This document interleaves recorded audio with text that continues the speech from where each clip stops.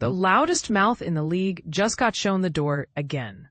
That's the blunt truth every Kansas City Chiefs fan is whispering or shouting today after cornerback Eli Apple, the self-proclaimed Chiefs villain, was cut loose by the San Francisco 49ers to make room for defensive lineman Mecole.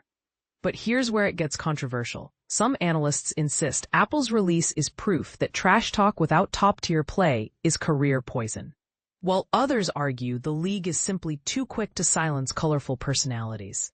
Which side are you on? Let's rewind. During Patrick Mahomes' rise, the Chiefs have collected real rivals, teams that have actually beaten them when it matters, and wannabe rivals, who talk a big game but never cash the check.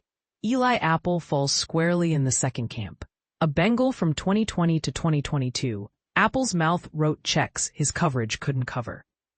After Cincinnati stunned Buffalo in the 2021 divisional round, Apple publicly offered to pay for couples therapy between Josh Allen and Stephon Diggs, who'd been caught bickering on the sideline. Cute soundbite, but it was only the appetizer. Next up, the AFC Championship in Arrowhead. Apple called Tyreek Hill a baby and doubled down by promising Super Bowl tickets to both Hill and Mecole Hardman, as if the Lombardi Trophy were a party favor he could hand out. The Bengals did upset the Chiefs that day, and Apple celebrated by dancing behind teammate Mike Hilton when Hilton coined the infamous Burrowhead diss. Chiefs fans haven't forgotten the clip, Apple grinning ear to ear while Hilton mocked Kansas City's home field. The moment felt huge, until it didn't. Fast forward to Super Bowl LVI. Cooper Kupp's late touchdown on, you guessed it, Eli Apple's watch instantly became a meme. One play erased an entire postseason of bravado. Since then, Apple's career has resembled a slow-motion tumble down a hill. Cincinnati let him walk. New teams keep signing him for depth, then quietly releasing him before the season starts. The 49ers, a franchise that has faced the Chiefs twice in the Super Bowl this decade, hoped Apple could add veteran swagger to their secondary. Instead, they cut him in early August. A clear sign they'd rather gamble on an unproven rookie than endure another season of headlines that outweigh highlights. And this is the part most people miss. Trash talking in the NFL is a privilege reserved for stars. Think Richard Sherman in his prime, or Tyreek Hill today. Players who can back up every boast with game-changing plays. Apple's coverage metrics have never cracked the league's top 30 at his position, and quarterbacks have feasted on his tendency to bite on double moves.